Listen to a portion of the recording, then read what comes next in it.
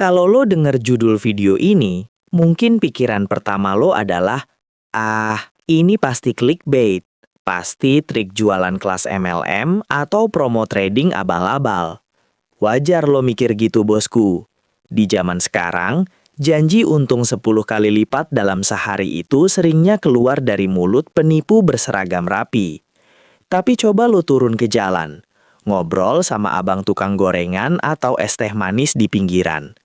Buat mereka, muterin uang 100.000 jadi 1 juta dalam waktu 24 jam itu bukan mujizat. Itu murni matematika dasar sehari-hari. Tapi sebelum kita bedah lebih dalam, selamat datang dulu di channel Rumus Jago Dagang.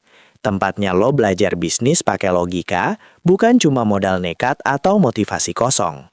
Bareng gue, Bang Jago Dagang, kita bakal kuliti habis dunia usaha murni dari sisi realita di lapangan. Di sini nggak ada teori ribet, nggak ada janji kaya instan, dan kita jelas nggak jualan mimpi.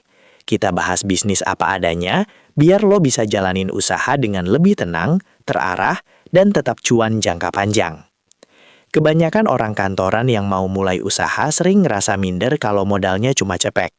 Uang 100.000 zaman sekarang bisa buat apaan, Bang? Buat pesen kopi sama nongkrong aja kurang. Betul. Kalau otak lo otak konsumen, 100.000 itu cuma ampas. Tapi kalau otak lo otak produsen, 100.000 itu adalah bibit yang bisa numbuhin pohon duit. Rahasia pertama pedagang kaki lima bisa ngelipat gandain modal sekecil itu ada di satu kata, transformasi. PKL nggak beli barang jadi buat dijual lagi. Kalau lo beli kaos 100.000, terus lo jual 120.000, untung lo cuma 20.000. Uangnya mandek nunggu pembeli. PKL pakai uang 100.000 itu buat beli bahan mentah di pasar subuh, beli singkong mentah, beli minyak curah, beli bumbu tabur. Singkong yang harganya murah meriah itu dipotong, digoreng, dikasih bumbu. Dari barang mentah yang nggak ada harganya, disulap jadi barang matang yang siap dimakan saat itu juga. 100.000 modal bahan bisa jadi ratusan bungkus jajanan yang kalau di total harga jualnya bisa tembus ratusan ribu bahkan 1 juta. Mereka ngejual nilai tambah ke orang yang lagi lapar, bukan sekedar mindahin barang dari pabrik ke pembeli. Rahasia kedua, perputaran brutal tanpa ampun. Orang kantoran dapat duit sebulan sekali. PKL dapat duit semenit sekali. Kalau pagi dagangan pertama udah habis jadi 300.000, apa mereka tutup gerobak buat tidur siang? Enggak, bosku. 300.000 itu langsung diputarin lagi ke pasar saat itu juga. Beli bahan lagi, goreng lagi, jual lagi, buat targetin orang pulang kerja di shift sore. Modal yang sama muter berkali-kali dalam 1 hari. Mereka mempraktekkan prinsip efisiensi yang sangat ekstrim. Nggak ada barang numpuk di gudang. Hari ini beli bahan, hari ini juga harus ludes jadi duit. Kecepatan uang berputar inilah yang sanggup ngalahin modal miliaran, tapi barangnya ngendap berbulan-bulan di etalase toko. Tapi jangan salah paham, lo jangan cuma ngiler ngelihat hasil 1 jutanya, sementara lo nutup mata sama proses berdarah-darahnya. Buat muterin modal sekecil itu jadi raksasa, modal finansial 100.000 harus ditambah sama modal fisik dan mental yang gila-gilaan. Bangun jam 2 pagi nembus dingin buat ke pasar, berdiri di depan wajan panas seharian, ngadepin debu jalanan, sampai nahan emosi ngadepin pembeli yang rewel. Ini butuh mental baja yang benar-benar stoik. Mereka nggak baperan ditolak orang, nggak banyak ngeluh soal kekayaan negara. Mereka mati-matian fokus sama apa yang ada di depan mata, melayani orang yang lagi butuh makan dan minum.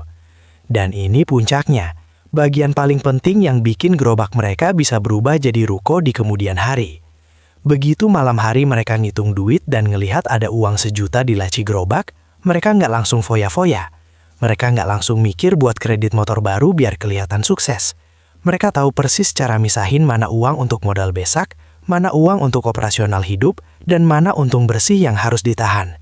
Keuntungannya ditabung sedikit demi sedikit buat ningkatin kualitas alat masaknya, atau buat nambah variasi dagangan. Setiap hari mereka berusaha membuat sistem kerja mereka lebih baik, 1% aja tiap harinya. Nggak butuh langkah raksasa yang berisiko tinggi, cukup perbaikan-perbaikan kecil dan disiplin menyisihkan uang yang dilakukan secara konsisten sampai jadi bukit. Jadi, buat lo yang masih sering beralasan, gue nggak punya modal buat mulai usaha, coba ngaca lagi. Masalah utamanya bukan ada di isi dompet lo, tapi di seberapa jeli lo ngelihat peluang dan seberapa tahan banting mental lo. Jangan pernah gengsi atau malu mulai dari hal yang kelihatannya receh.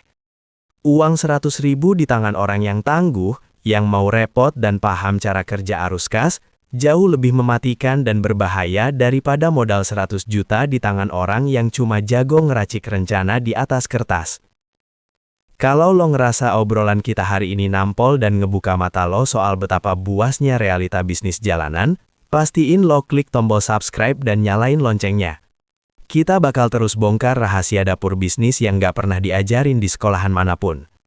Jangan lupa juga share video ini ke temen lo yang mungkin masih ragu buat mulai usaha karena terlalu pusing mikirin modal gede.